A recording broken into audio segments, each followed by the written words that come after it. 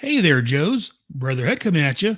Before I get started, just wanted to let you know real quick, I'm doing some new stuff here. Thanks to Kevin, thanks to Jerry, but mainly thanks to Kevin. A lot of this, I'm doing a lot more stuff in the show while I'm actually recording it, showing it live. So we'll see how this goes. So bear with me as we'll get the show started. Hi, I'm Larry Hama, and you're listening to G.I. Joe, a real American headcast. Yo, Joe.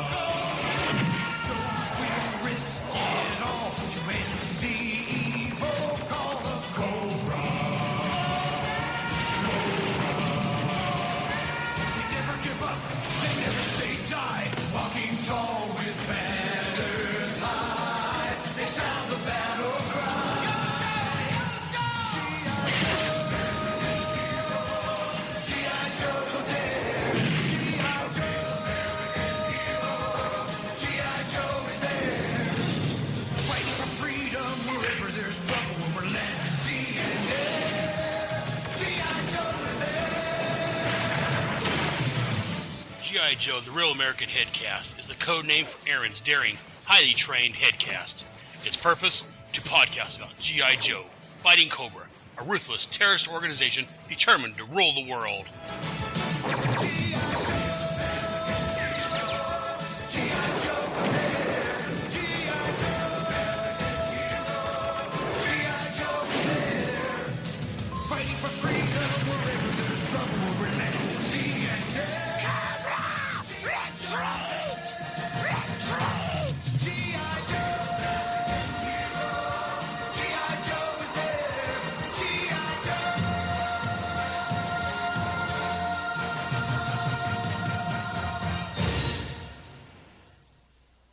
Hey there, Joe's.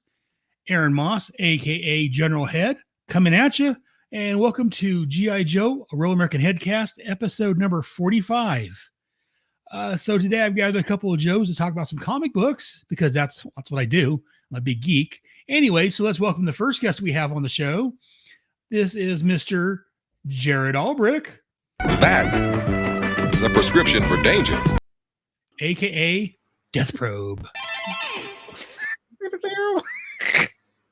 Jerry, welcome to the show, man. Hey, man, what's going on? How's everybody doing? Made some changes while you've been gone and adding things into the show and trying to improve things a little bit. We'll see how it goes. Man. But yeah, getting a little more professional. Ooh, very nice. Already started and you're, beautiful. Yeah, I started this while we were backstage a bit, so I'm going to be doodling during today's show, doing one of my book page sketches. Clearly, hopefully it's clearly by now. That's Quick Kick. Oh, I thought out of a page from the Infantry Rifle Platoon and Squad actual military manual. Very nice. I love your artwork. Thanks, bud. Yeah, very nice. Anyways, also joining us, we're not alone. This month we have Mr. Kevin Reitzel joining us. What's going on? Okay, there we go. I was just gonna say you're producing on the go. Show the widescreen version of all of this because yes. I want to make sure they can see all of Jared's drawing and what he does, the little things he has around his table there, and also want to make sure that you can see my issue number 43 hanging back there as well. We need to talk about 43. We should cover that at some point. Kevin Reitzel, aka Raider Nerd.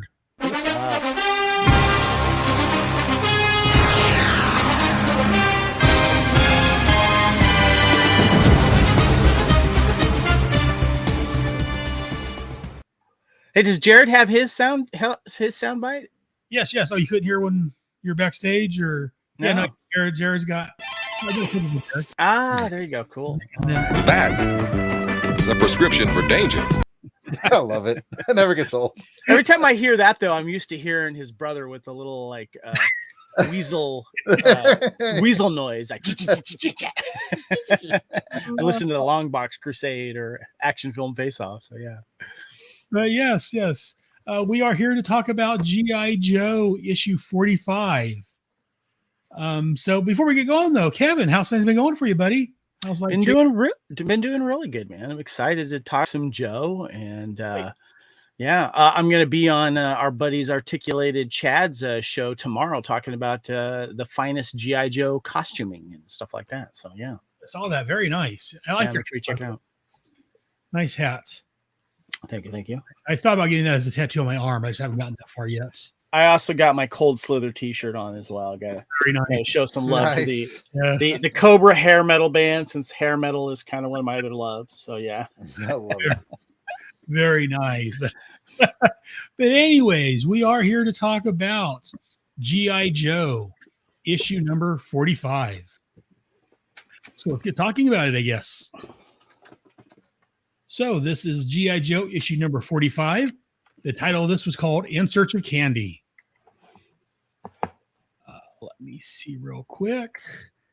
I'll go through the stats on this real quick. The cover date on this was March of 1986, but the on sale date was December the 10th, 1985. That's my middle son's birthday. Well, almost 10 years before, but actually 8 years before. Too old. I'm telling you. The cover price of this was 75 cents. Writer, as usual, Larry Hama. Penciler, Rod Wiggum. Inker, Andy Muschietzky. Letterer, Joseph Rosen, we're going to call him. Colorist, George Russo. And the cover credits by some guys that we've never heard of before. Beatty, Beatty, Zack, Beck, Beatty, Beatty, Zack, Zack, Beatty, Beatty, Zack, Zack, Beatty, yeah, Beatty, Beatty, Zack, Zack, Zack, Zack, Zack, Zack, Mike, Zack, Zack. So it was a sound clip and I'm using them. Oh man, I was like coming off mute to do my part and everything, man. We get this way. I can get rid of it. Man, I don't even have to be here today. Yes, the cover credits was done by the amazing Mike Zeck and John Beatty and edited by Dennis O'Neil. And this was reprinted in G.I. Joe Volume 5 trade paperback, which came out in 2003. And again, Mike's neglecting it, but also it looks like it was in Volume 4 of the complete collection. And Jared's got the complete collection. Both me and Mr. Kevin have the floppies. And neither one of us have them bent up and folded in our back pocket. Quick question for the collective here. I was looking up information on this, and maybe you guys know more than I do, but apparently the Canadian price, I don't know if this is just the Canadian ones here, but the Mark the Jeweler jewelry insert was released in many comics throughout the late 70s till the late 90s, which was pictured here in an actual insert in Marvel issue number 45 for this G.I. Joe issue. And you can click a link on it and it shows like all these different rings that this guy sells. So this guy was just like pimping his stuff in Marvel Comics. Do you guys remember seeing those Mark the Jeweler ads? Yes. Yes, now that you mention it, yes, I do remember that. Okay. I want to say mostly I saw those pop up when I was reading comics in Germany. So that would have been 87, 90 is when I remember that the most. Gotcha. Just thought that was pretty cool. So I'm looking at a screenshot of some of these, and basically it was a mail away jewelry order thing with these pictures. It was pretty interesting. Guy was pimping his stuff. Good for him. Go Mart. Now that you mention, I do remember that. I believe it sounds familiar. But we're here to talk about the 45. So let's look at the cover first. So the cover, as you can see, if you're watching this on the stream, we got Ripcord stalking through the jungles. Behind him, we have Zartan slowly fading out, going invisible or coming visible, whichever it may be, with a bow and arrow pointed right at Ripcord's head. So let's get some thoughts on this issue. So Jared, my notes say I start with you. I must have been drunk when I did this. But anyways, as usual. But anyways, that's beside the point. Jared, what are your thoughts on this cover? I think it's great. I mean, it's a Beatty Zeck, so of course I'm going to glow about it. Like you said, one of the coolest things about it is the camouflage job on Zartan, and that's pretty much, tip to the colorist on this one.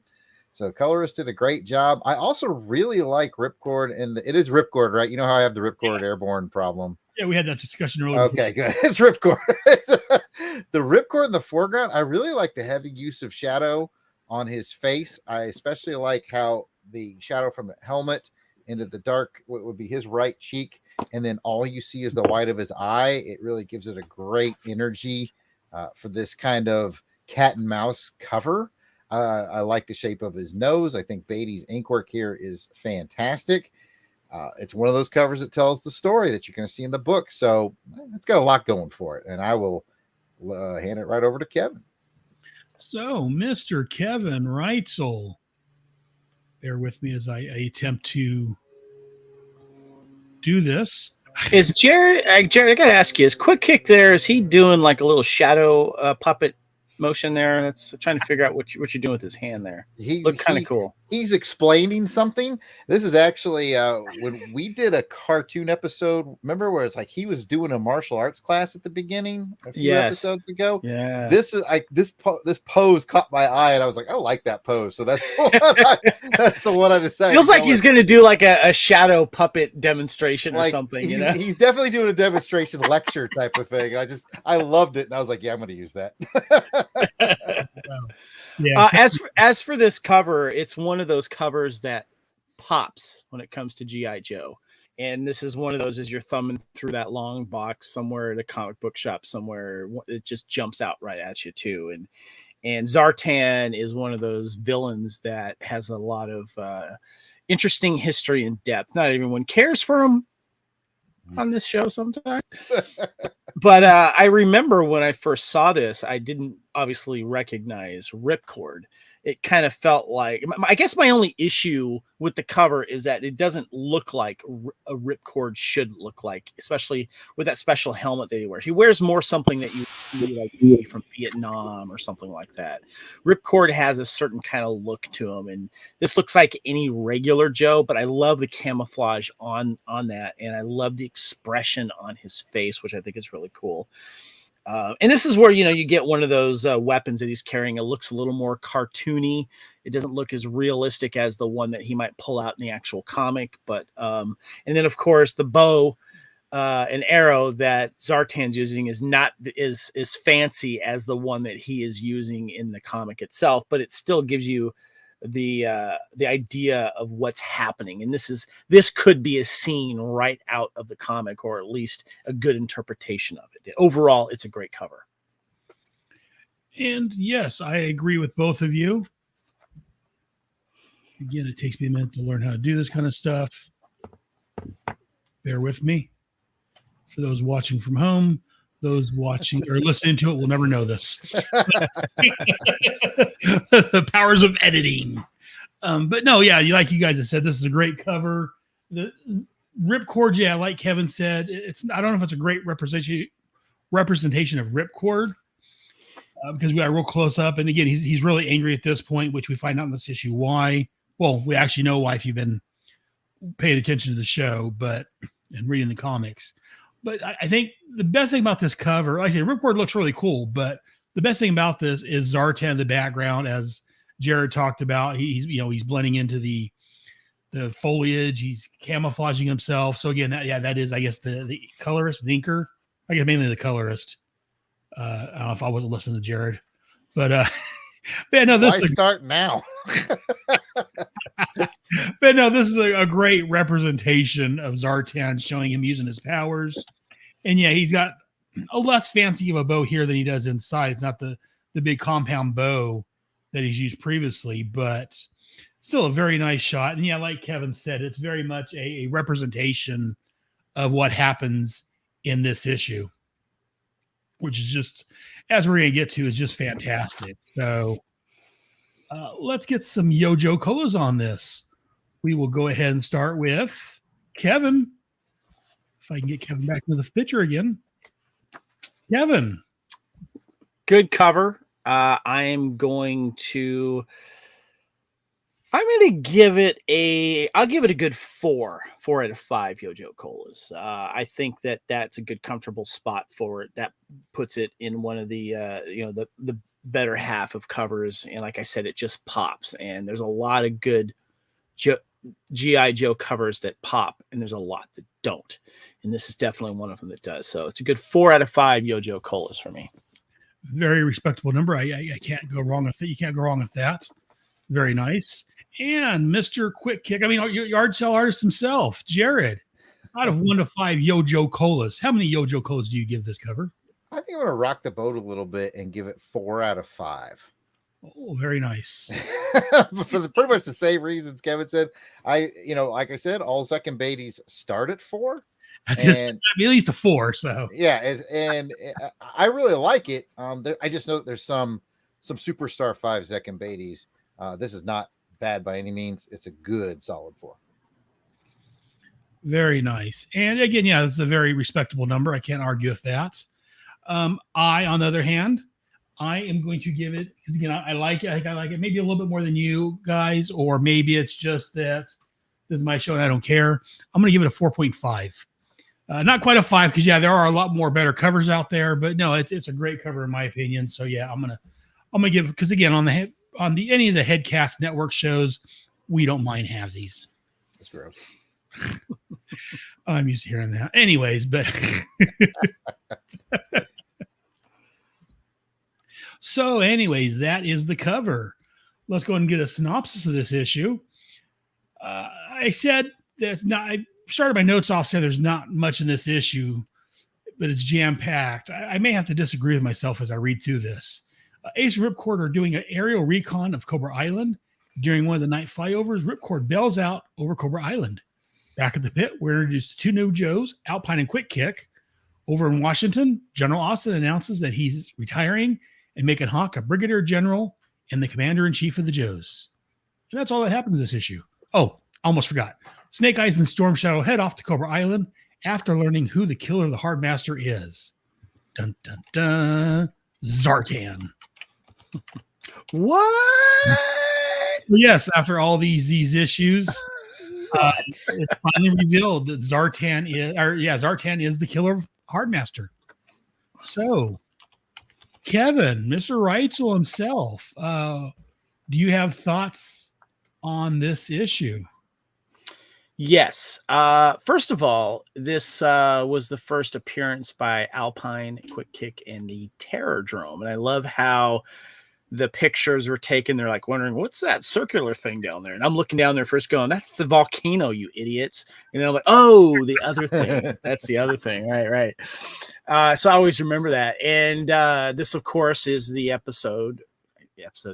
issue where Hardmaster's killer is revealed. And we've been waiting for a long time with that. And I love how that we get the history of who was capable of doing that as it's being explained because of their bow and arrow archery skills and how that was done. And we get to also see that a little bit in the one-on-one with Ripcord. And that famous picture of Ripcord making sure, of course, that Ace has enough air, ejects himself, and he's doing the free fall. I actually replicated that a few times when I got the Ripcord figure, because I always loved having him either jump off buildings, like I think my Ripcord was base jumping before anyone else called it base jumping. I'm just saying. But I love that look. And I want to give a shout out to my good friend BJ Savage, who is part of the 501st Rebel Legion as well as the Finest. And he did a classic Ripcord costume, and it looks just like that as he's free falling. It's really, really cool. And this is where you get to see Snake Eyes and Storm Shadow start to work together, and I think that's really cool. And I love that reaction that Snake Eyes has reading that message. Yes. Even though he's a man of silence, you just see. I thought it was just done really well with that small little panel where he's like freaking out about what he's seeing, and it's being mentioned by the other Joes and stuff like that. And being a fan of Quick Kick, by the way, he's funny. He knows his movie knowledge, stuntman, I guess. And I like the fact that, he's introduced in this, but as of right now, I kind of like him better in the cartoon than I do the comics. I'm just going to say that for sure. We'll come back around to that. But this is a pivotal issue because of how so much is revealed. And I love it in the comics when you have Joes do their single missions, like when Clutch goes home, and was it issue 20 where he's free falling. It looks like he's going to die, and I love it when Joes take it upon themselves to do something. And it's kind of sad because when you're reading this, Candy's dead because, she died in issue 43, but he doesn't know that. He just knows that the father, Apple or Appel, however you were supposed to pronounce his name, is on Cobra Island. And he's kind of like the brains behind a lot of this. But he's going there because he's trying to find Candy. And it's kind of sad knowing what we know already. But this is the one that solidified not only who the killer is for the Hardmaster or Softmaster. Which am I getting confused here? Hardmaster. Thank you, Hardmaster. Again, but I love it. What's that? Softmaster died last issue.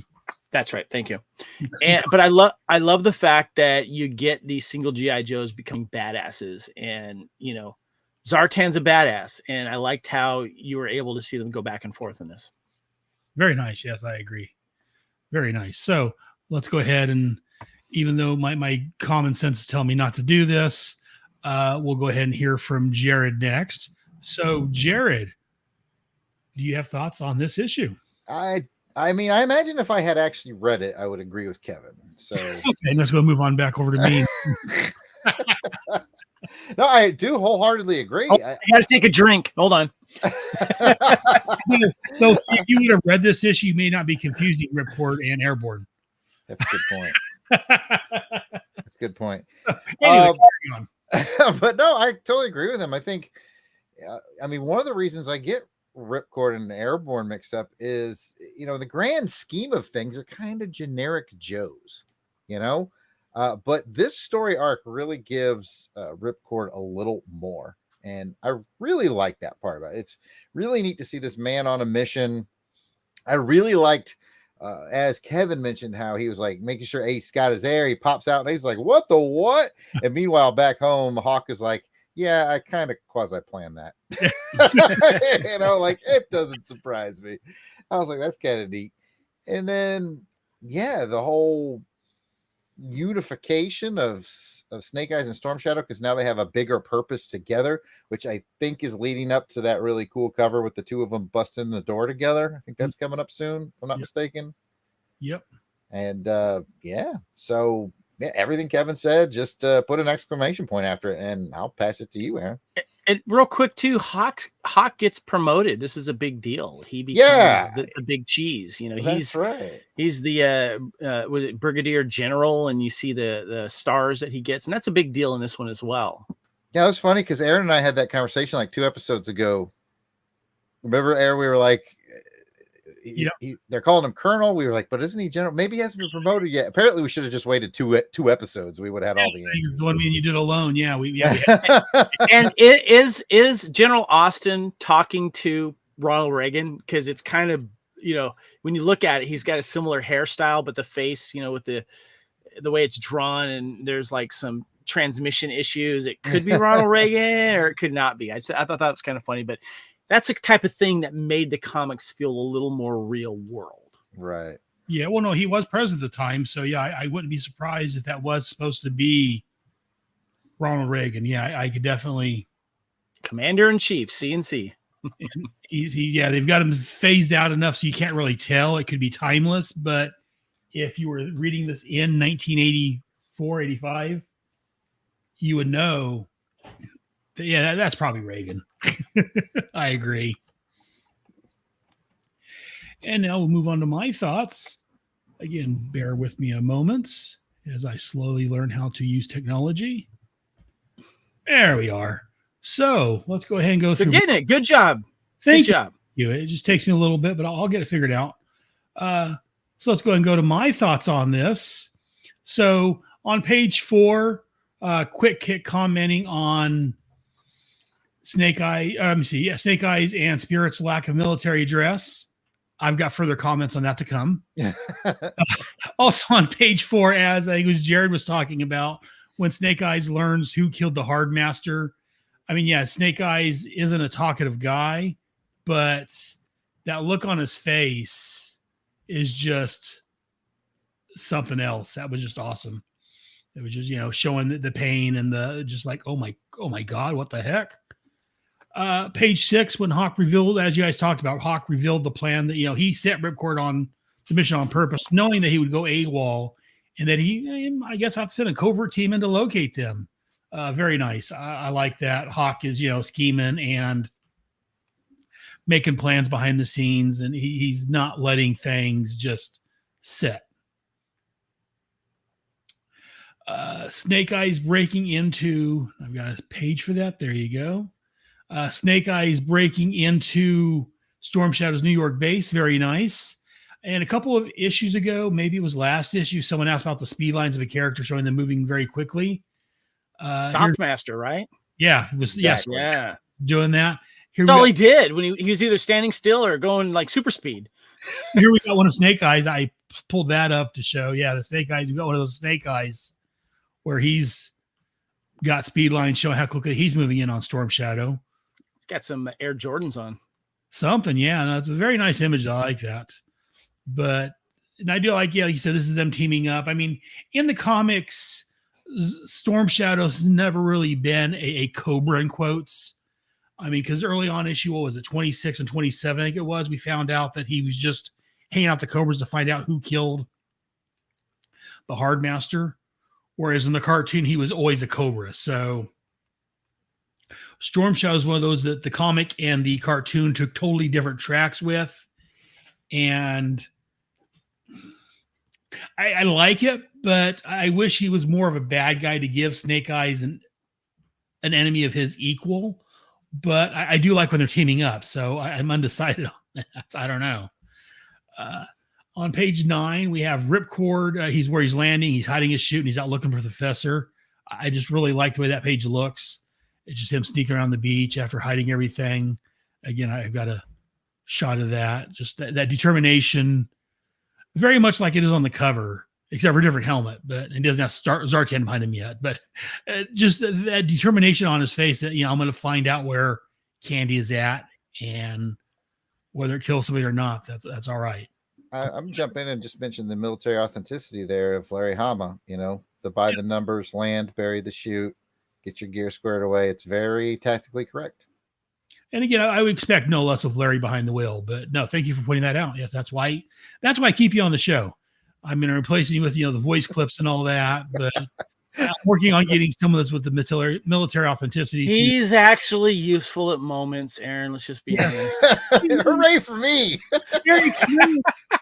Very occasionally, yes. He and then he comes on and does these drawings of who is that Spirit?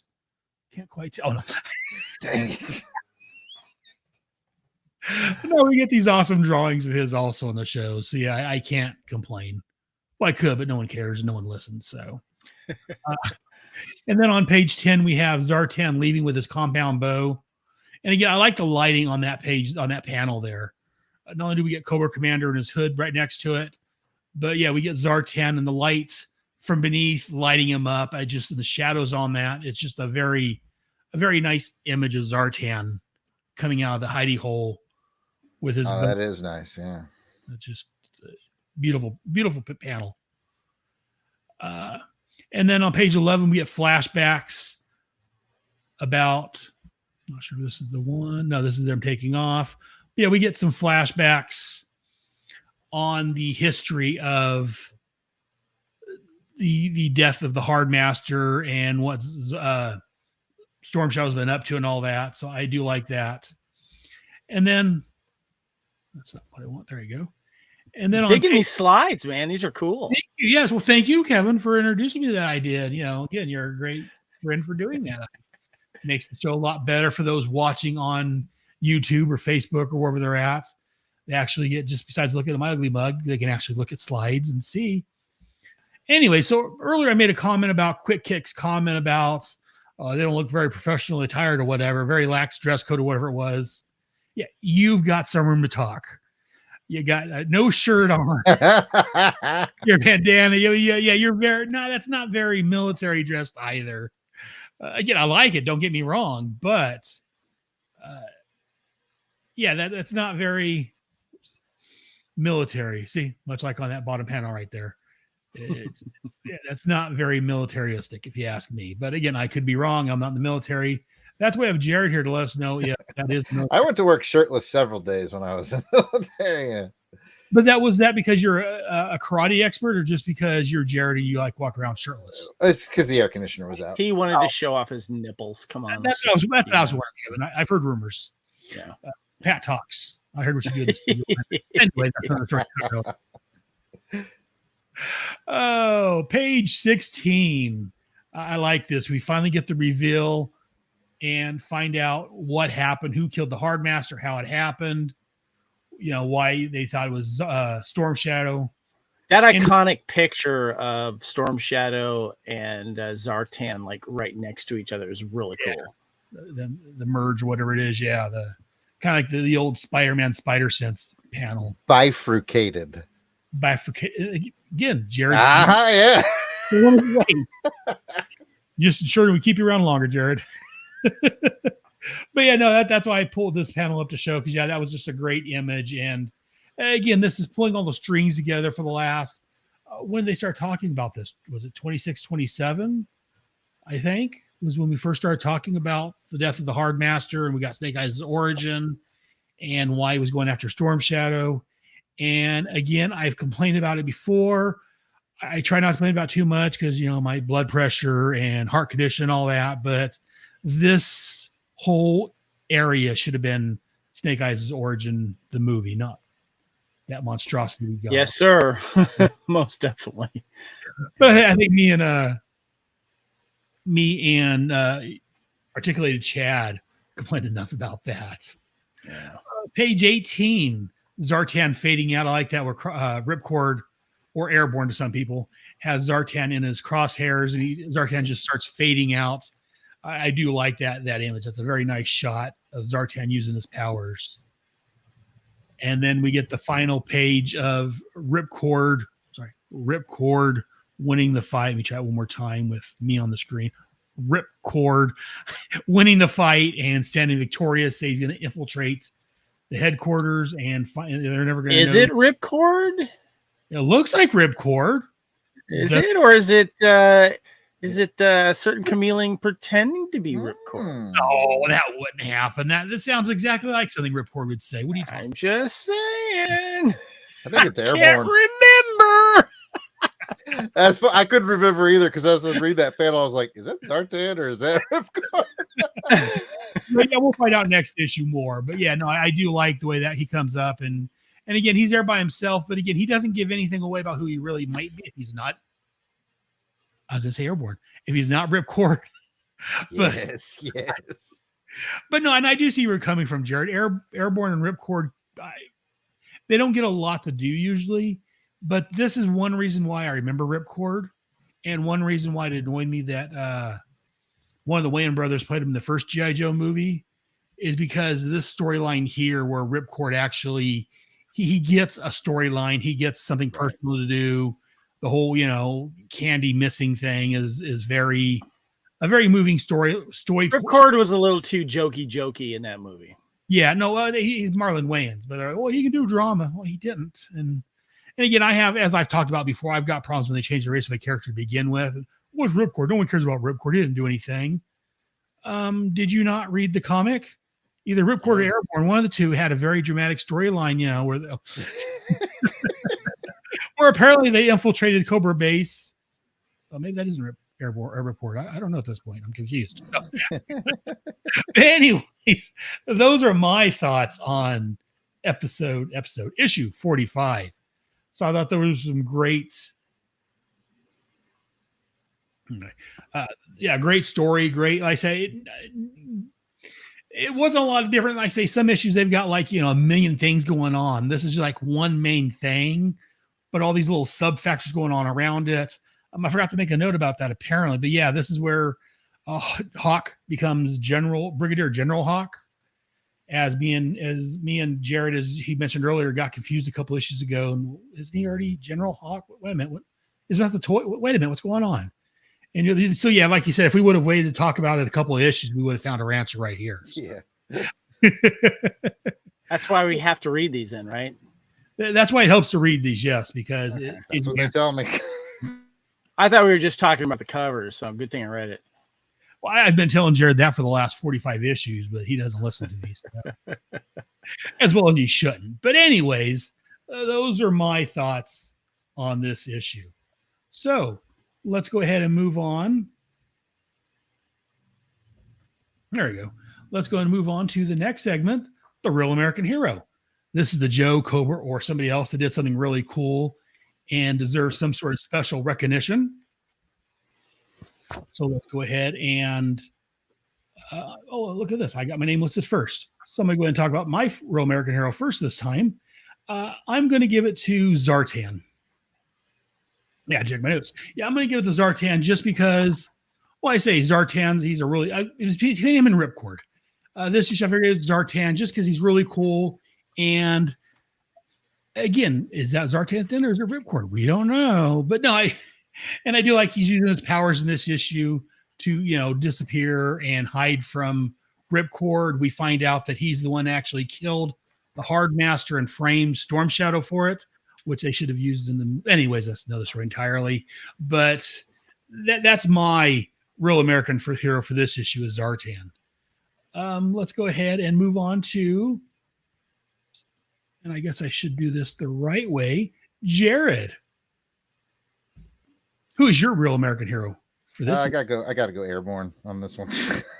Airborne it is. Very good. Why do I keep suggesting? Well, I mean, the low-hanging fruit, which was my nickname in college, by the way, the low-hanging fruit has got to be Ripcord. So you know what? I'll take it. Ripcord. I mean, like I said, he's a generic Joe who doesn't get a lot of limelight, and he's got a particularly good and engaging story here with some neat sort of cat and mouse action. So yeah, let's give it to the man. Oh no, I can't. Like I say, I was thinking about Ripcord, but I sell for Zartan. But now Ripcord's a very good choice to pick. Kevin, do you have a Real American Hero? Yeah, I'm gonna give it to Storm Shadow because first of all, when Snake Eyes snuck into his little Waterhouse dojo, he was able to listen to him and treat him as a brother and work on this common goal to exact revenge on Zartan. But most importantly, he knew where exactly the Baroness kept her secret Rattler plane, and he could steal it, and that's what he did. Yes. No, yeah. That's another good. Storm Shadow, yeah. Forget the Cobra Claws or the hang glider thing. He's like, let's go in style. I know where the Baroness keeps her stash. There you go. Yeah, took his secret claws to get to the Baroness' secret base, and yeah, took off in one of her. And we get access. We got a Rattler. They're going to let us in. Let's go for it. No, yeah, fantastic choice. Very good. Also, again, as I've said, I steal from better shows because that's what I do. While I've got you on the screen, Kevin, was there a page of art? Yeah, there's a lot. There's a lot to choose from here, and I submitted several to you guys, so you guys can kind of pick from them as well. Since I made the point about Ripcord, I'd like to mention the one where he ends up on the beach. And he's bearing a chute, and you just see this steel resolve in his face when he's walking up. I don't know if I showed that to you or not. Did I bring that one up? Yeah, that one right there. Go back. Okay. That one there. That one I just think is really cool because nothing is said, and you just see him get ready. And then I love how that last panel just zooms in on his face, and he's just like, he's basically Rambo. I'm going to kick some ass here and take some names. And shows determination. Yeah. And there's some other really cool kind of action ones that I submitted as well. But there's just something about that one that just pops. And I could see that as a cool poster. And I think Airborne looks great in it. It does. It really does. So is that going to be your page of Airborne bearing a chute? And Airborne, Ripcord, whatever. They both jump. Oh, saying they all look alike. All those white guys look alike. When Airborne is a white guy, he's supposed to be American Indian, if I'm not mistaken. Anyway, so Jared, what is your favorite page of art? Which page? I like the one you have on screen right now for our listening audience. This is the part where basically Zartan and Ripcord / Airborne are having their cat and mouse, trying to get the better of each other. Zartan's got his bow and arrow. Ripcord has his machine gun with the big scope on it. To me, that's just like the scene of this issue. And so this is a great page of that scene, of that cat and mouse battle that is going on between those two characters. So that's why I picked it. Very nice. And I had a couple pages lined up. I wasn't quite sure, but I think I'm going to pick this page here. It is page, if I got the number right, I think it's page 16. As Kevin talked about, we got the nice Spider-Man type Zartan Storm Shadow picture there in the middle. We get, again, kind of a recap and the reveal of who murdered the Hardmaster and why and how it happened. Well, not why, but how it happened and who actually was behind it.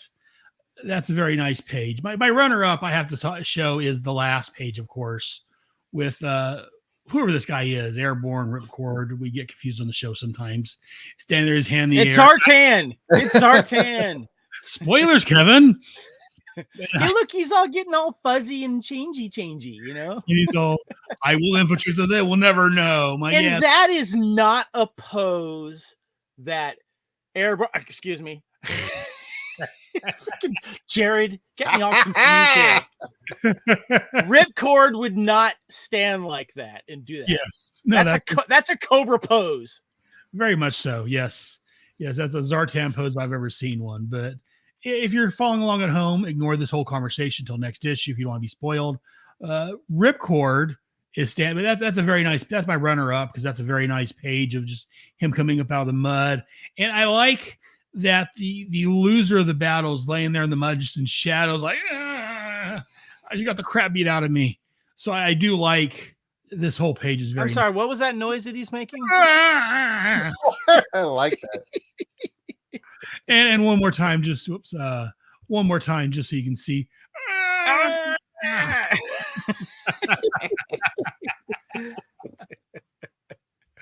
And so yeah, so we do see that someone has lost their little battle there. So I do like, nice image, but yeah, I am going to go for the one with the reveal of Zartan being the killer of the Hardmaster. I do like that one. But let me get back to my other shot. There we go. So let's go ahead and move on a little bit. Someone wanted to talk about the letters page. Postbox the Pit. Yeah, something interesting kind of came up here, and it's mentioned in the trivia. And this is there is a reader that says issue number 40 G.I. Joe was a good job here. And a person goes on to say, what about a G.I. Joe movie? And the response to this letter is a well-known filmmaker has the option on the live action rights to the G.I. Joe. To G.I. Joe. Whether he makes a movie out of it or not is up to him. And so I thought that was fascinating. And I did a little, I guess, a deep dive when on our Fandom Podcast Network, we have a show called Couch Potato Theater. And we did 82 films this year, 1982, because they're all celebrating their 40th anniversary. And what came out 40 years ago? Well, G.I. Joe, A Real American Hero, early in the year. Later in the year, Megaforce came out. And a lot of fans of Megaforce will say, well, that was basically a G.I. Joe movie. Think about it. All these different characters, elite fighting force characters from around the world joined together to fight against tyranny and evil.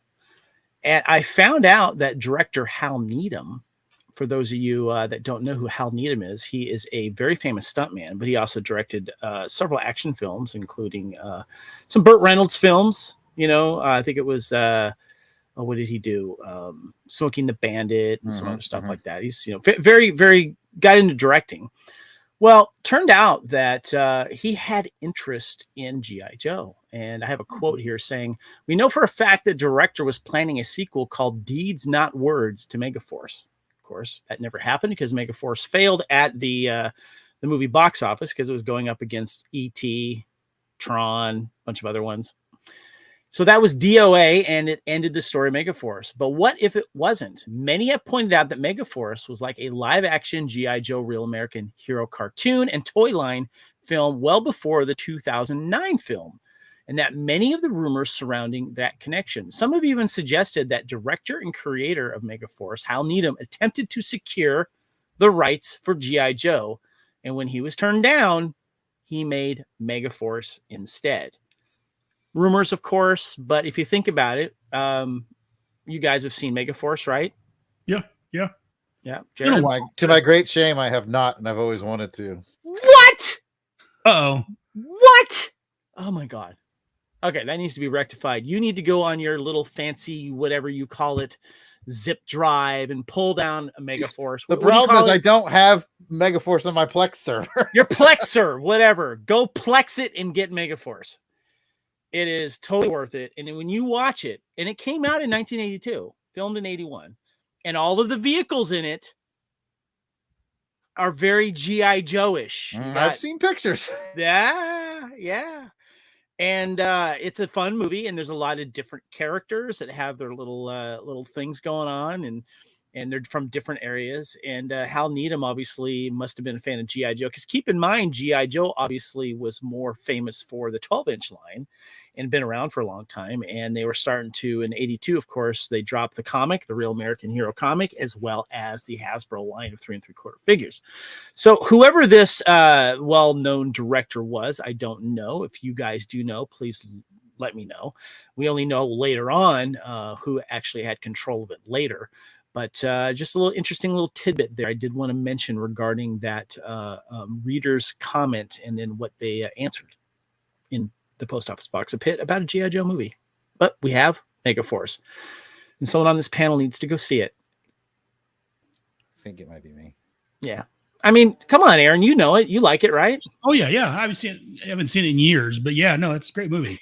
It's cheesy, of course. It's a PG film. No, you don't see anyone dying, so it's safe for kids, and it's very funny, and it's a lot of fun. Make sure you guys check it out. And for those of you that may not know, it does star Barry Bostwick as our hero, Ace Hunter, Michael Beck as Dallas. Michael Beck, of course, you guys know as Warriors. And Perseus Kambata, who played the really beautiful alien in the first Star Trek motion picture. Edward Mulhare is in it as well. So Henry Silva plays the fun-loving bad guy. How can you not like this guy? It's great. Make sure you check it out. And yeah, so this was again not saying any names who needs to see it, but won't mention his name. But this came out in 1980. This issue came out in December of 1985. Yeah. It was almost a year and a half later we got G.I. Joe the movie.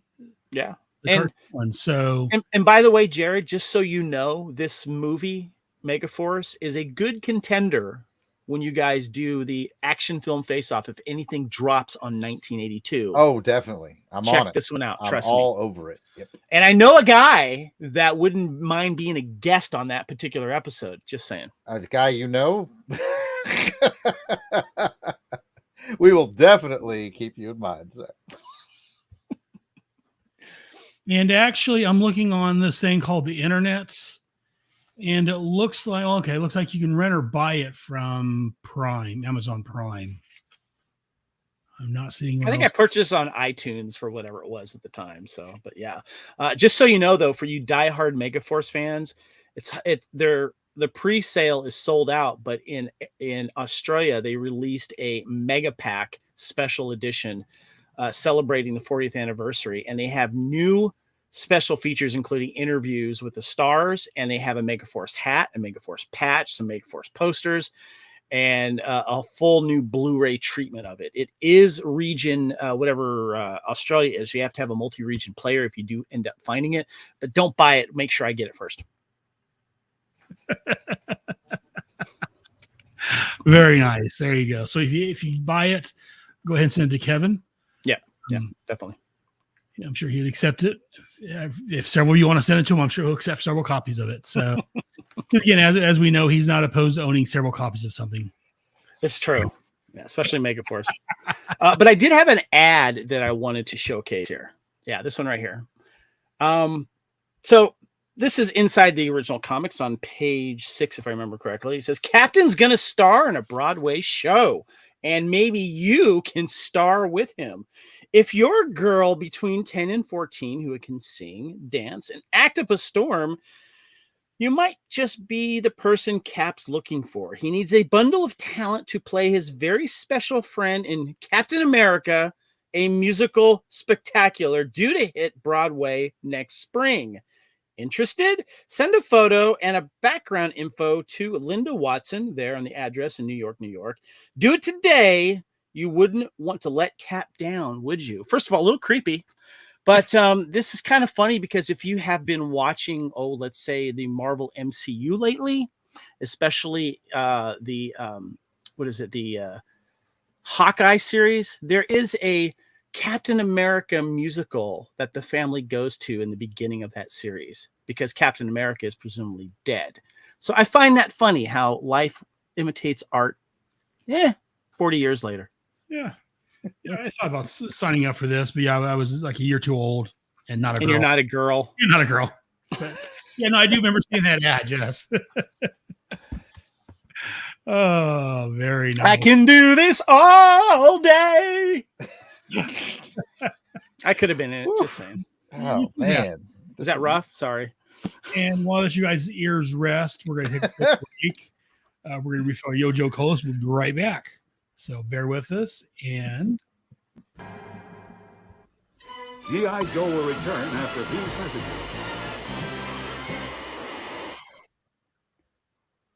okay, we're going to take a quick commercial break. Switch back to all of us. It's coming along very nicely, Jared. Thank you. We are getting there. We are getting there.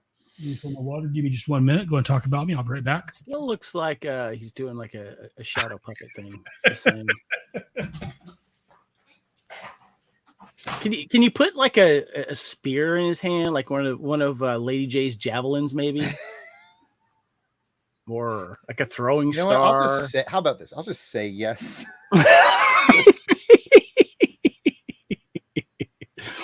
He needs a bigger muscle. Yeah, you're working on that. Good. Yeah, we're doing shading now, bud. So I guess he does shave his chest, so that's good. Yeah. Where's his nipple? His other one's being covered by his bandolier of shuriken. Okay. All right. Because he's not a mutant. There it is. Okay, good. He's not Kyle XY. He needs to have a nipple there, so that's good. Yeah. I think you should do a speech bubble and just kind of like make him do like a Humphrey Bogart impression. I think that'd be good. I should consult you on all these things. I'm just saying, come on. It's yeah, that's what he does, or some type of movie trivia. Maybe a James Cagney. He's good at James Cagney, if I remember correctly. Yeah. I wonder if, what though? I wonder if he could do Kermit the Frog. That would be great. Yeah, that would be great. Yeah. He's not as good as Seth MacFarlane, but I'm sure you could do a Kermit the Frog. It'd be good. Oh man. Yeah. This is a pose directly from that one episode we talked about. In fact, I'd wager to say it's at the 2 minute and 37-second mark of that episode. Which means you have that episode still up right now, right? Yeah, I have the still of it off screen that I'm using for reference. That's pretty cool, though. Yeah, I mean, I think you got the smirk down for him, which is good. So, that's the important part. Yeah. I always start every drawing with the face because you can't mess that up. Like if you just like start over. If you mess up the face, you get away with some fixings in other parts. But if you mess up that face, nope, start over. It's almost like, where's my thumb? You see my thumb? Oh, I lost my thumb. He's about to do the whole "I got your nose" bit. Yeah. I do want to know what his aversion to shirts are, though. Where that came from? Maybe he just chafes, and he's... Yeah, I guess. Yeah, just chafes me, man. Yeah. Oh man, I got a recommendation for you if you haven't seen it already. By the way, as we were prepping for our next action film face-off, I just edited it last night. It's a Netflix exclusive called Extraction. Came out in 2020.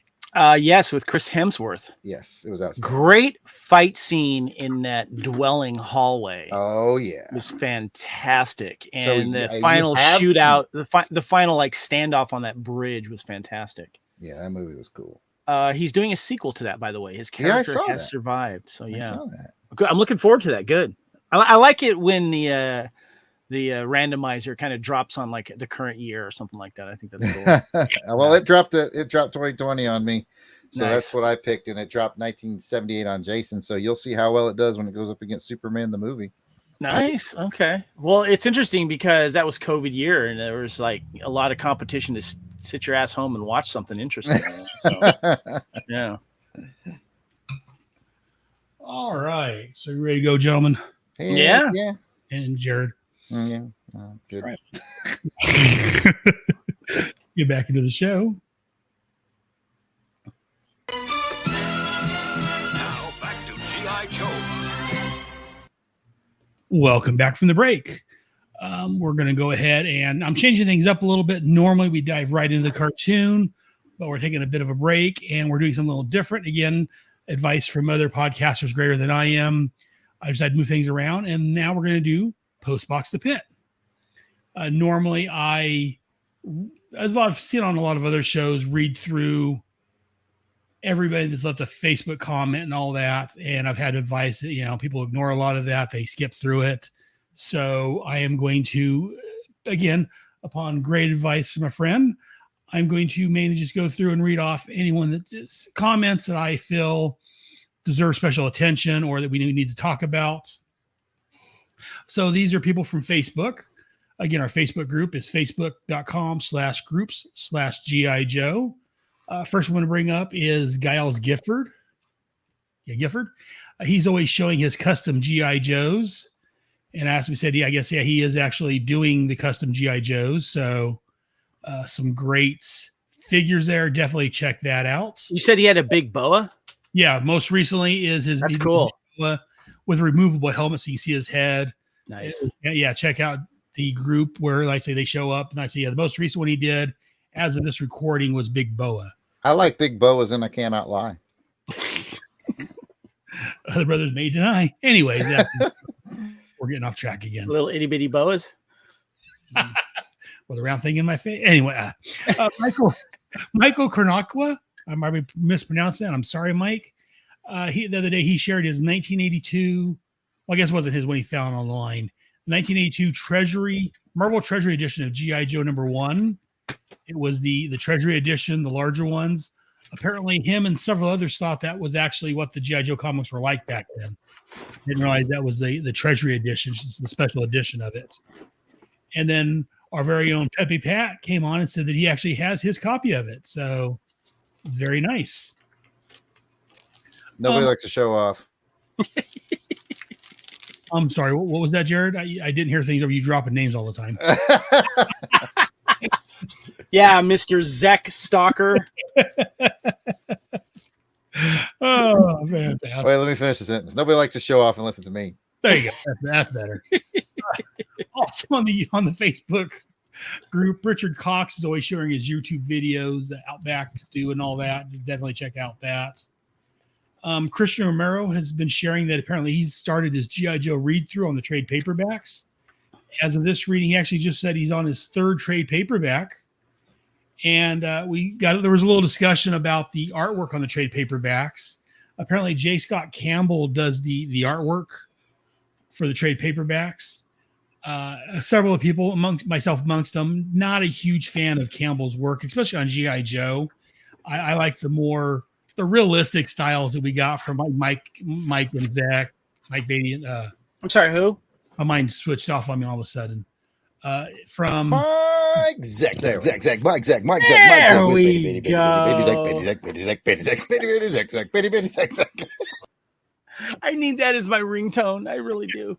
Well, I've got 2 different clips of it, so let me know. I can send it to you and stuff as a ringtone. Again, who needs Jared? Mike Zach, Mike Zach with Betty Zach. And also with Herb Trimpe's artwork and stuff. So yeah, I'm not a huge fan. What do you guys think? Since I got you on the show, J. Scott Campbell. I don't know if you've seen the trade paperbacks.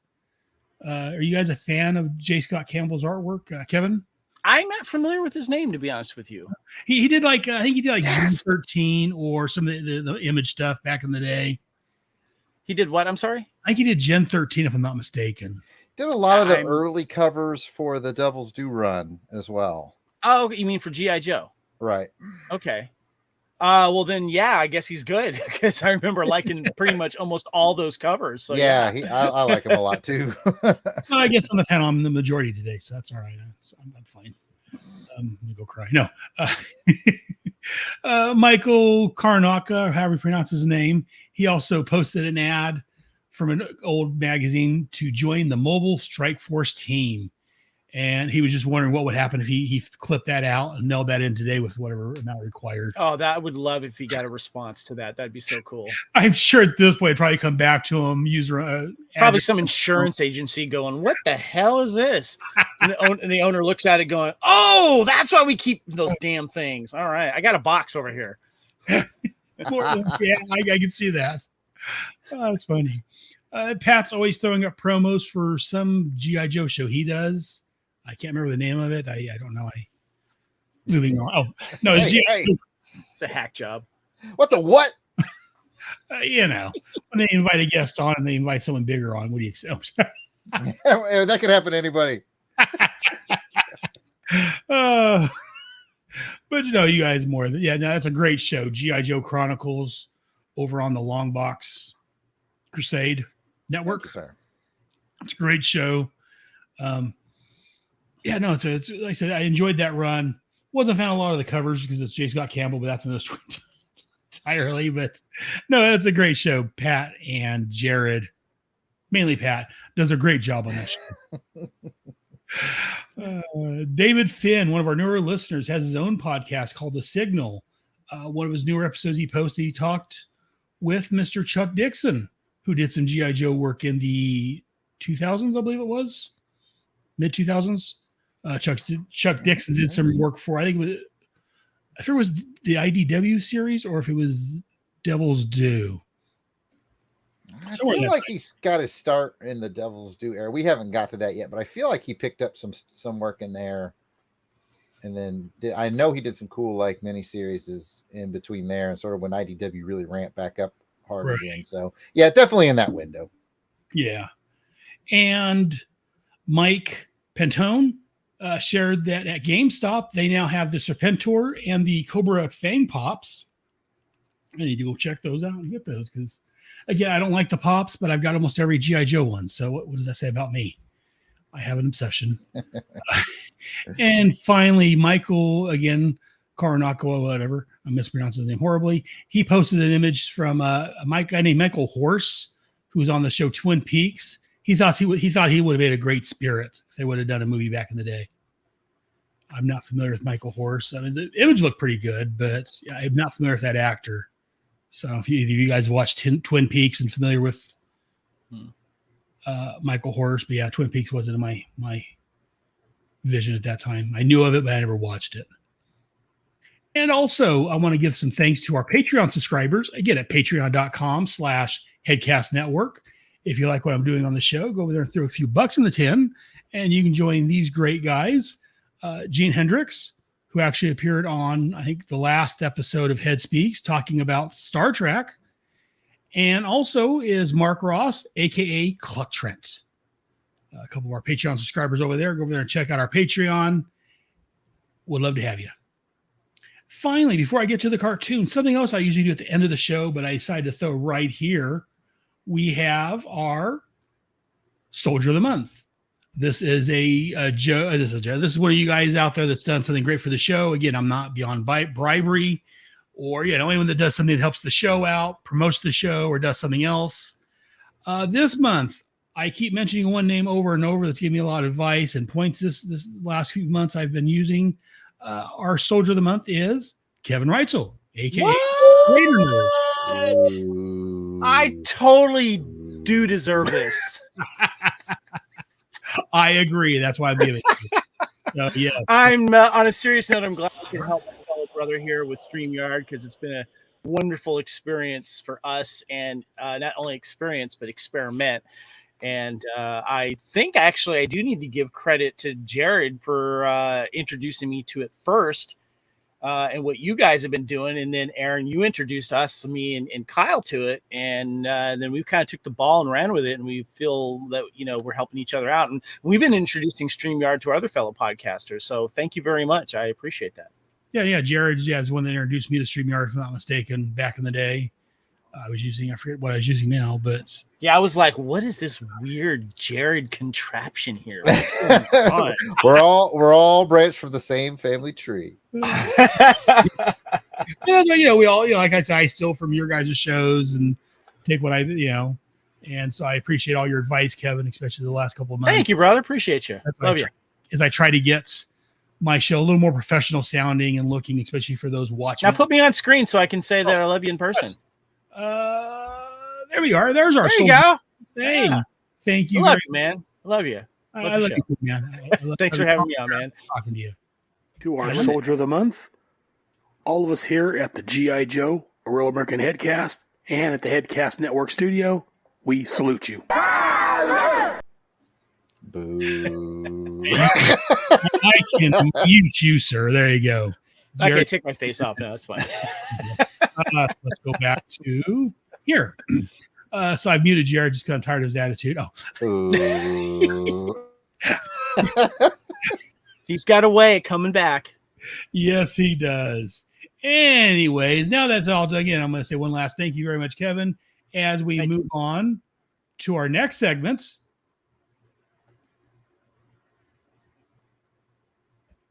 As we move on to our next, this isn't working like I thought it would. I thought it was going to be the video or the.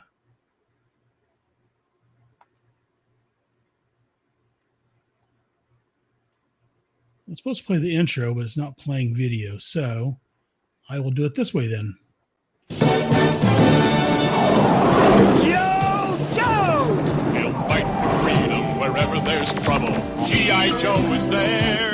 G.I. Joe. G.I. Joe is there.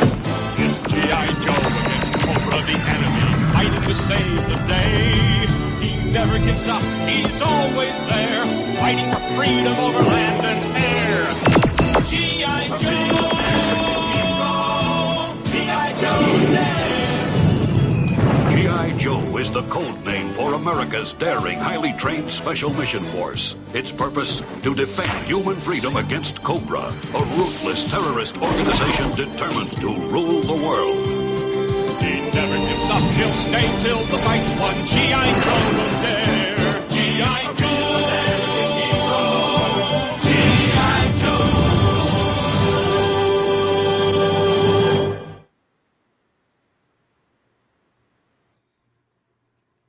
So it's supposed to be the video of the intro playing, but for some reason it's not playing like it's supposed to. So I'll have to play with that. But anyways, moving on. So this is G.I. Joe the cartoon. This episode is called The Captives of Cobra, Part 1. As it shows on the screen, it was written by Christy Marks, directed by John Gibbs and Terry Lennon. This first aired October the 29th of 1985. The synopsis. Cobra kidnaps family members of several G.I. Joe members and brainwashes them to obey the Baroness's commands. The Baroness commands the captives to attack the Joes in her attempt to retrieve the explosive crystals that Cobra created. That is The Captives of Cobra. So let's go ahead and get some thoughts on this.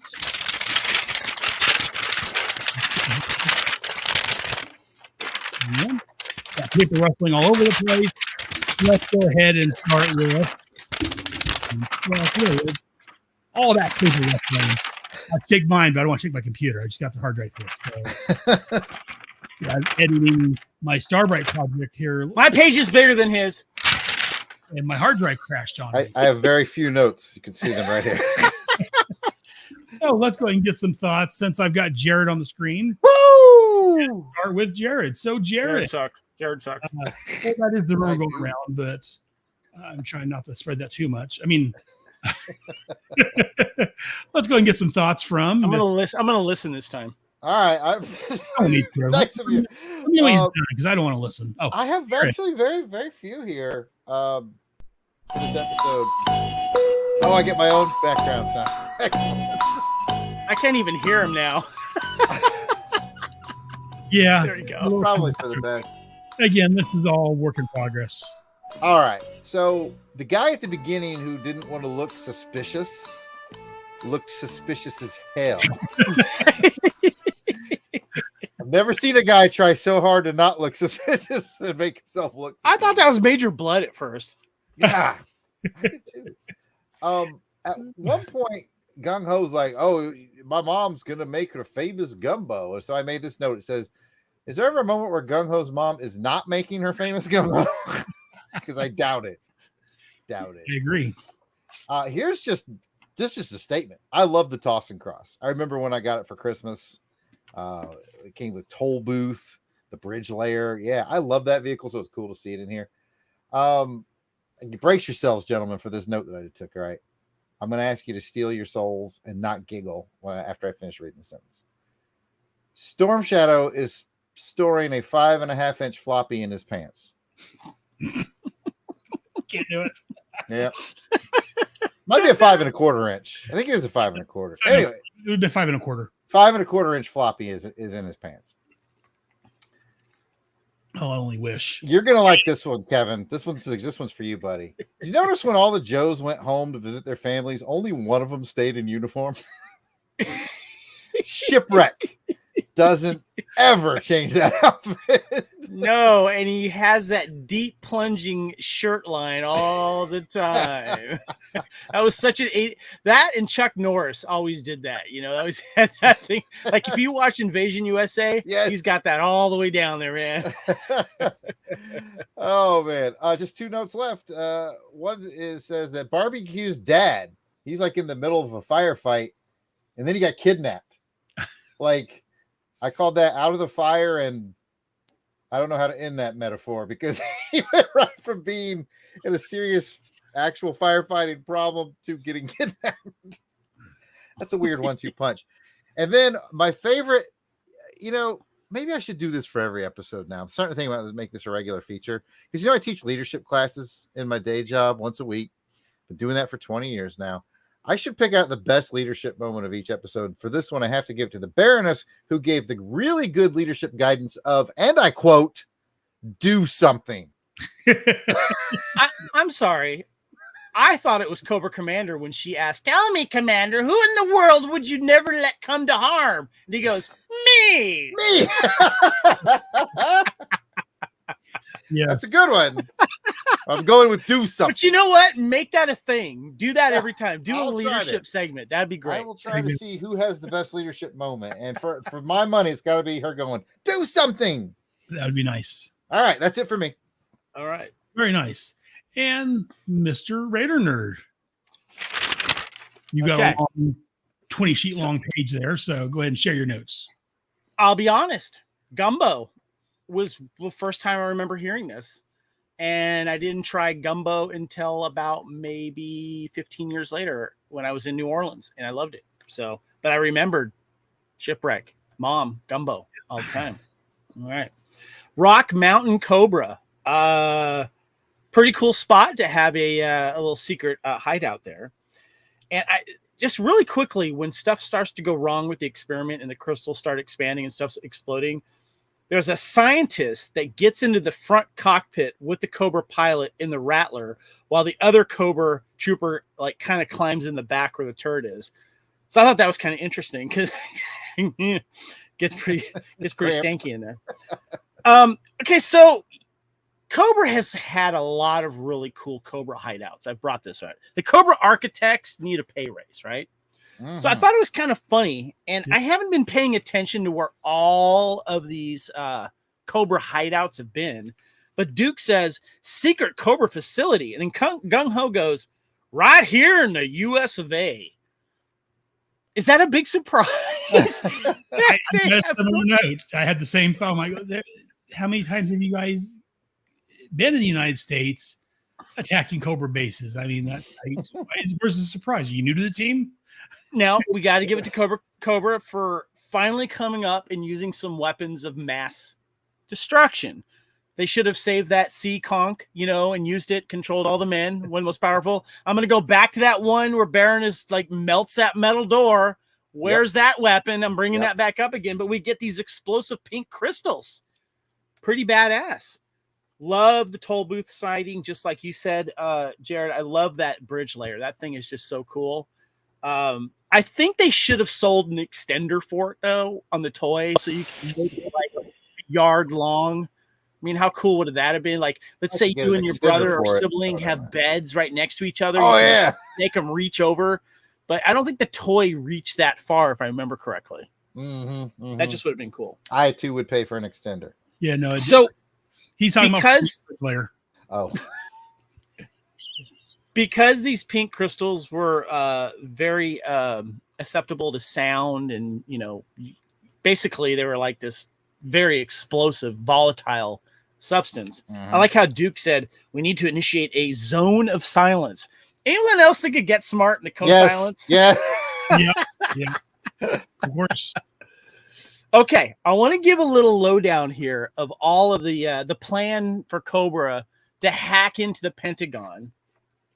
And I thought it was funny that the Pentagon droid mouses with Storm Shadow hiding in one of them. Thought that was great. But apparently there was a bunch of those just moving around secret areas of the Pentagon. Doing what? I don't know. But it was convenient. Delivering Cobra agents. But I want to give a lowdown of the plan to capture Joe members. So Quick Kick lives in Watts, LA. They sent 4 Crimson Guardsmen, CG, and the twins to get his family. Okay. That's respectable. Okay. Scarlett O'Hara and her dojo in Atlanta and her kick-ass dad and brothers, they planned ahead for this. They sent Storm Shadow, and I counted, because I freeze framed that overhead shot, 20 CGs were surrounding them.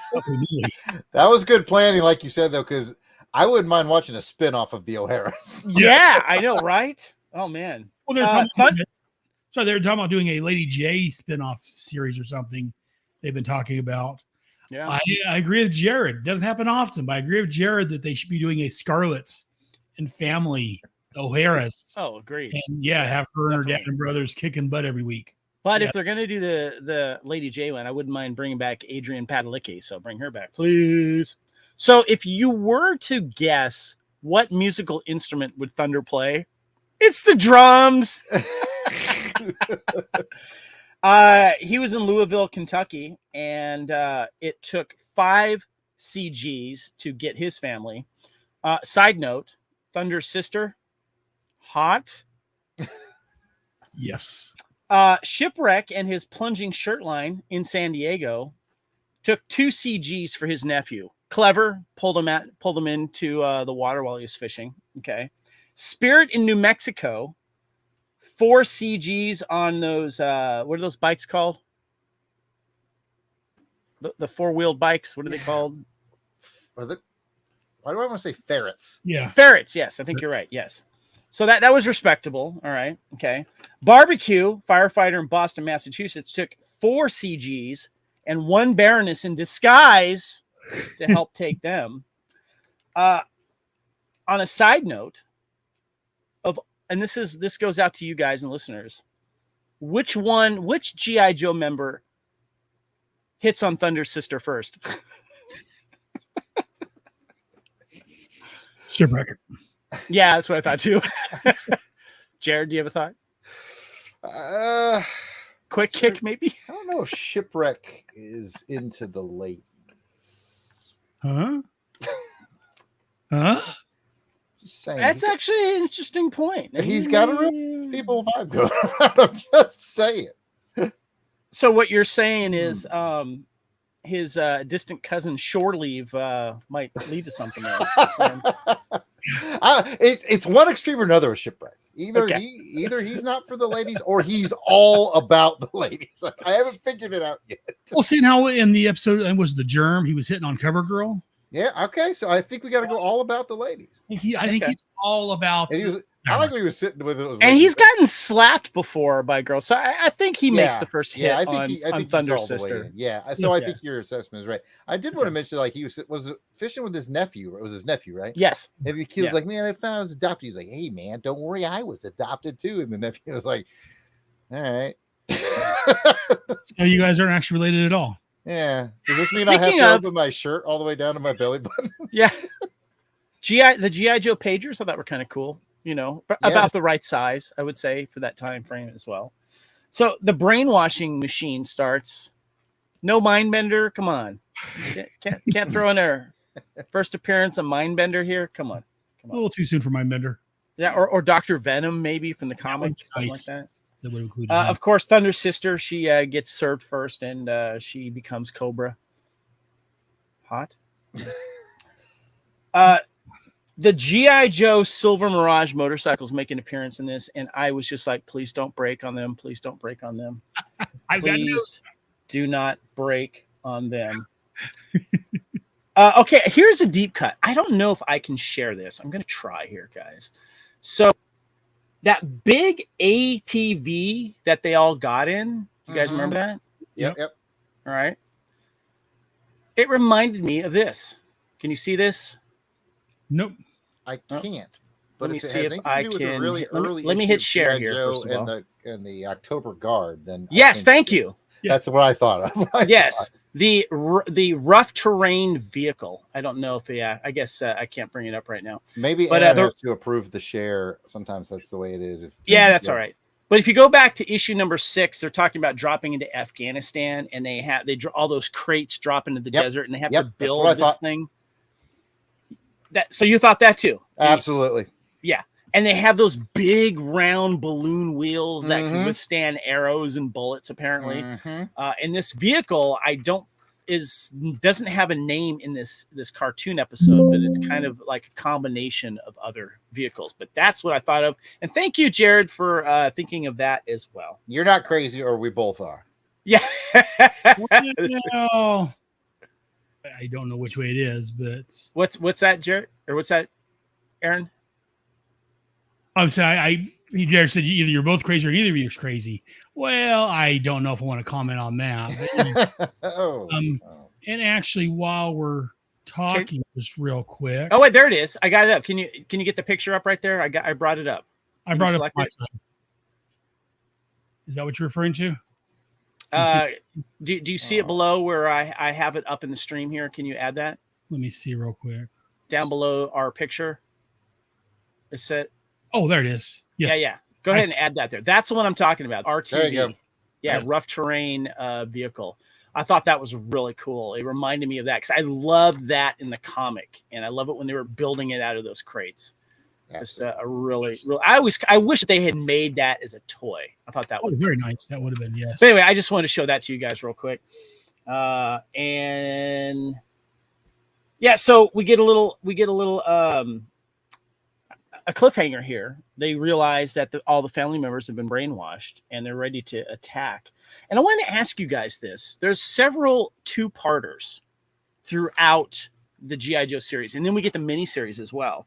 I always enjoyed the two-parters. I always thought they were the better episodes, and I wanted to kind of open that up to discussion of what you guys thought about that, because it gives a little more deep dive into the plot. And I like the idea of having to wait till next week when I was a kid going, oh my God, what's going to happen? Instead of just having one contained episode all the time. Thoughts? Well, I'll comment real quick. I've commented on this before. I think most of my favorite episodes of the cartoon are the multi-part episodes, whether it's the 5 parts, the Spencer Rise, or the all the other ones they've done, or these 2 parts, the Captives of Cobra, No Way, or the Worlds Without End. Yeah, all these 2 parts, I tend to be my favorite episodes. Yeah. Jared? Jared? If I actually watched these episodes, I would probably like the... Why do I bother? No, I agree with you, Kevin. One of my favorite things is to have that little cliffhanger, something you could talk with your buddies about, like if you were a kid, like you buddies at the lunch table, like, what do you think's going to happen? Like, just because it makes the show stay on your mind, for that extra week. So yeah, I agree with you, Kevin, that extra little dash is and Aaron too. You said you enjoyed them as well. Yes. So yeah, I think we all like them. Yeah, those tend to be my favorite ones. And what's cool too is when I looked up this episode on GIJoFandom.com wiki, they actually bring that note up regarding the design of the large G.I. Joe ATV is similar to the RTV from G.I. Joe number 6. Right. And they also said that the crystals in this episode seem to be a recycled plot point from the Transformers episode, A Prime Problem, where in that episode, there are highly volatile crystals on a mountain that the villains want to use as a weapon. What if they're related? And when the Baroness pulls off her mask, she's already wearing her glasses underneath it. That's not an error or a goof, because I do that with my costumes. I need to see, so I make sure my costumes that go over my head can fit my glasses. So I thought that was kind of funny. Very nice. Okay. And show yourself, Aaron. Can't see I'm you. working on. There we go. Yeah, there you go. Working on. There I am. I was working on. Just a little slow at times. Again, I'm learning. So, anyways, my thoughts. Again, I'd shake my paper, but my computer may not like that. So, we'll go ahead and not shake that right now. So, my thoughts on this. Well, again, before I comment, I don't have a note about Thunder Sister being hot. I was going to write that down, but then I took care of that for you. Well, not only that, but they mentioned she was a teenager. And she was reading a teen magazine. Yes. So yeah, being 52 years old, I thought that may be bad form to say she was hot. But yeah, but when did we first see this? What age were we? True. Was it appropriate? You know. Yes, it was when I first saw this. I was 15 when I first saw this, so I was age appropriate. Yeah, and it's also important to note too that Jared is being very uncomfortably silent right now. I don't know what to do with my hands. There he is. There he doesn't know. I thought it was all this talk about a teenage girl being hot and not knowing where to comment on. But yeah, so I did have some comments in my head on her being hot, but I'm like, a 52-year-old saying that may leave that to Kevin. Suspicious, but speaking of suspicious, again, Jared made this comment. I don't want to look suspicious. Oh, you look suspicious. You look shady, more shady than Slim Shady. Shady AF. And you both made this comment, gung ho, talking about his mom making gumbo. Like that, Cobra's going to pay for this. I did like that comment. Apparently, we all did. Again, as you guys have said, a Cobra facility in the USA. They haven't had any before. Really? Is this a surprise? I like that the Joes are on vacation with their family is the same one that Cobra's able to kidnap. They're the only ones able to get information from. I thought that was a little wonky at first. I'm like, well, maybe because they got stopped and these were the last files pulled up, so that's why they pulled them up. So I was able to kind of explain that away when I first questioned it. My next note on here is way to go, Tripwire. Cause that rock to tumble even further down the hill. Causing it to explode. Yeah. Way to go, Tripwire. Again, I've got a note here about a 5 1/4 inch floppy drive and shoving down the front of your pants. Honestly, as a computer person, as someone that had an Apple IIc that had the 5 1/4 floppy, you don't want to be shoving those down the front of your pants. They get messed up. They don't work too well. And plus, there's ninja sweat you got to deal with. It's a mess. None of that is good for a 5 1/4 floppy disk drive. Those are very fragile. Trust me on this. And then there's the whole 5 1/4 in his pants, but that's I wish I'd 5. Never mind. Anyway, came on. Can't even speak now. Tomax and Zaymont, a couple of Brad's favorites, introducing themselves. It seems like it's the first time they're on the show. I know we've seen them before, but the way they introduce themselves, let me introduce you to the Crimson Guard leaders. We've seen them before. Why is this seeming like the first time we've seen them? I like how Scarlett's father and brothers greet her. She walks into the JoJo and they attack her just to see how her fighting skills is. I have another note here that I'd like to tangle with Scarlett, but that's another story entirely. Oh, that's fair. Fair, yeah. Because again, as someone on our show is wont to say, hot. I am half surprised they didn't send Storm Shadow to take out the Asian family. Just me. But and when Thunder takes off on his motorcycle, it looks like his sweater changes into his jackets, or maybe the coloring's off. A little odd. I know Kevin's too busy looking at the younger sister to pay attention to that. No idea what you're talking about. Yeah. I'm not sure if the Spirit family segment is borderline racist or not. They're an Indian group, so they have these, Indian customs and all that. Nowadays, I think that may come across as racist. Maybe just I've read too many Facebook posts, but when culturally insensitive, maybe. Yes. There you go. They straight up was like, "Hey, you still working for the white man?" I was like, "Oh, this got awkward fast." Yeah, I'm like, I don't know if that would fly if that was there in this episode today. I think people may complain about that somewhere. The interior, maybe it's just me again. I'm not an artist. The interior scenes at the firehouse when Barbecue shows up with his dad, it looks a little wonky, just the way it's drawn. I don't know if they were in a hurry or maybe just my eyesight, but yeah, the art on that looked a little wonky for me. Jared, did you notice that, or is it just me? If I had watched it, I probably would have noticed it. But I don't want to do it. Anyways, I was going to ask why send the Baroness disguised as a guy when they have Zartan that's a master disguise. But then I got thinking, again, I answered my own question. I guess with the Baroness, they don't have to pay the Baroness extra, where Zartan's a mercenary. They have to pay him to do it. She's in-house. Yeah. Cobra Commander can save some money and allows them to put more decals on things. So that's he'd rather spend the money and have Baroness put a mask over her glasses and go in as a guy and just put up a few more Cobra decals across the place. So I'm with that. And I've got a note here. I can't wait for the Dusty classified figure to come out. They showed an image of Dusty. I like Dusty, so I can't wait for that figure to come out. I do like when they were brainwashing everybody, and the doctor actually said that Cobra soldiers don't have a strong willpower. He's not wrong. It's, at least he's honest. And I guess you guys talked about the disc and the machine they used to brainwash the Joe's family members. I guess that's the new version of the Cobra headbands they used to use to brainwash people. Now they got the machine with the little disc to maybe work a little better. We'll see. We'll find out next episode. And my final note I have on here is what motorcycles were the Joes on? I remember the past issues, someone complained about that type of motorcycle. And I saw Mirages, those toys kept coming apart. The sidecar and that little plastic thing, and the gun would come off. They were just horrible. Give me the Ram. They need to go back to the Ram. Not to mention the big gun on the Ram. Come on. Yeah, I'm watching that and I see him on the Mirage and I'm like, oh yeah, this is gonna make heaven's day. I am so bitter about that toy. I'll tell you right now. I know. That's why I had to mention it again. And as I did say a couple episodes ago, I do know that on our G.I. Joe role-playing game we do, we were going to this biker bar. We got to choose vehicles, and some shows like the Jeep and stuff. A couple of shows motorcycles. And what did we choose? We chose the Ram. Yeah, did you guys roll a 1? No. We chose to take the Ram. Was there a discussion of which one not to choose? No, I think it was just unanimous. You know what? Which do you want to take? I'll take no Mirage. We'll take the Ram. Okay, smart decision. Yeah.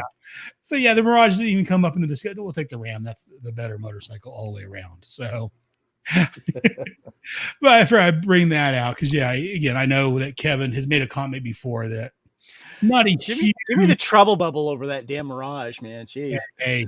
I don't hear anything bad about the trouble. Easy, everybody calm down. You don't want that's it. He's gone. Oh no. Trouble bubble in a I'll take the Buzzbore over the Mirage. In fact, they've announced that they are doing a trouble bubble for the classified line at some point. So I'm gonna have to wait probably 5 years for it because Hasbro sucks. But they'll crowdfund it at the low price of $185. And don't give them any ideas. But yeah, moving on to the trouble bubbles. Yes, I was excited to hear that because again, as we all know, someone on the show loves trouble bubbles. In fact, again, on the role-playing game, I told the game, he's like, was there anything you guys want to see? Anything you guys want to do? I'm like, I want a trouble bubble. At some point, I want a trouble bubble. And we did find one. I just got to make sure it's in operating order and start driving it. So, but anyways, I'm talking about the G.I. Joe role-playing game. So I guess I'm talking about the cartoon. Any other thoughts on the cartoon, Jared?